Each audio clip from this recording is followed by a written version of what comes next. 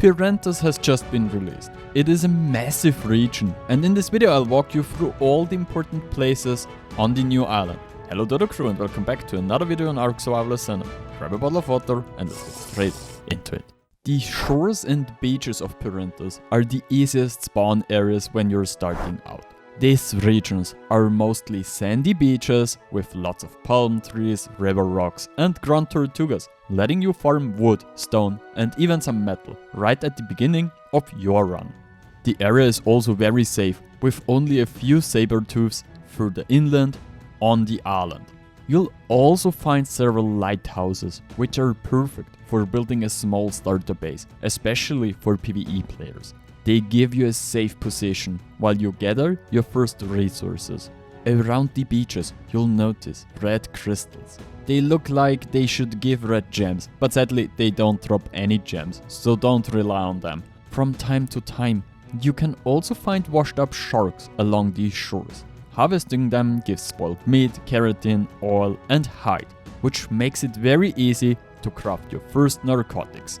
Close to the beach, you can also find the red obelisk and its terminal right to the large floating red glowing orb in the sky. This obelisk is used to enter the boss arenas, including the Manticore and the new Hydra boss, or to transfer to other servers while playing on Astraeos. Next to it, you'll see a statue of a young man and his dog, which likely represents Hades and Cerberus, guarding Tartaros, a reference to the already existing map Ferocus, which you can see on the other side of the ocean. Are you tired of playing alone on a dead server? Sick of lag, wipes and admins who never show up? Then it's time to join TBS, one of the biggest no-wipe servers, on which I'm actually playing and I'm making a video on. On top of that, on their PvP and PvE servers, they have all maps available cross-platform, custom caves that are truly outstanding, auto-lootable raid bases and even full 48-hour offline raid protection during the week. Not only that, but on weekends it switches to a 3 times orb, which offers the possibility for offline raids, more action and so much more. A maximum of 4 players per tribe is allowed and there are cash prizes for the best tribes. Your starter kits and a bunch of other things are designed to help new players get started on these servers. And if you don't feel like defending your base at 3 AM in the morning, there are a bunch of other things that make it possible for players with jobs or normal lives to play. On top of that, if PvP isn't your thing, why not join one of their PvE servers? Stop wasting time on empty servers. Come and play with a real community on TBS. Links are in the description. I'll see you on the cluster. Next to the red obelisk is a beautiful, small oasis, perfect for setting up a PvE base. Around this area, you can find various crocodile spawns, adding Capros, Sarcos and Deinonychus without being too dangerous. The oasis is bordered by a small blue river, surrounded by lush trees and scattered abandoned white houses that can be repurposed for your first base before venturing into the more dangerous areas of the map. Throughout this region, you'll notice the new blue glowing polymer plants. On Astraeos, these don't yield polymer, so their main use here is for fiber farming if that's what you need. The first really dangerous area after leaving the oasis is the shallow desert, which dominates this island. It's not just a barren stretch of sand. It's filled with hostile creatures like mantises, boas and various types of scorpions. On top of that, the desert is patrolled by skeleton warriors, similar to the thralls from Lost Colony. They guard abandoned houses scattered throughout the desert and are equipped with primitive weapons such as pikes, swords and bolas. While they're not the toughest enemies, their numbers and traps can make the area very challenging. Be especially careful of death worms, which can spawn in this region. If you're unprepared, this area can be deadly. It's highly recommended to bring a Grand Tortuga, Mantis or any creature capable of surviving the harsh desert conditions before venturing in. I'm not sure if I'm even allowed to call it that, but it's clearly a remake of the famous white city Minas Tirith.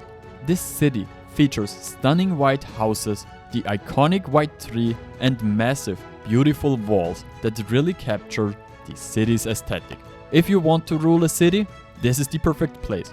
build your army of creatures, storm the city and make it yours. Hail to the king! By the way, as of I'm editing this, I'm about 9k subs. If you could sub to help me reaching my goal of 20k subs by the end of the year, I would really appreciate it. Nekarthus promised more PvP spots, and he delivered. All over the mountains there are small caves that are perfect for building PvP bases. These mountain ranges are packed with crystal, metal and other valuable resources, making them a prime spot for both loot and strategic positioning. They also act as natural barrier, separating the harsh desert further inland from the safer beach areas. But don't get overconfident. This region gets less forgiving. Occasionally, creatures from the lower Sulfur fields or even from the Wyvern trench will roam into this area, hunting for food, so always be prepared for unexpected encounters.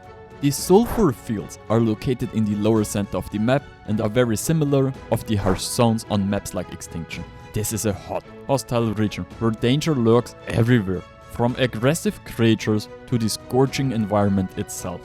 Here, you can find tons of sulfur rocks for farming and scattered water sources, but surviving is far from easy. No unprepared survivor should enter this area without the right gear or mounts, as threats like Tylers, scorpions and saber-tooths roam freely. It's a true test of endurance and planning, making it one of the most dangerous but rewarding regions on the map. In the center of the mountain range, you'll find a massive volcano, which I'll refer to as the Wyvern Trench.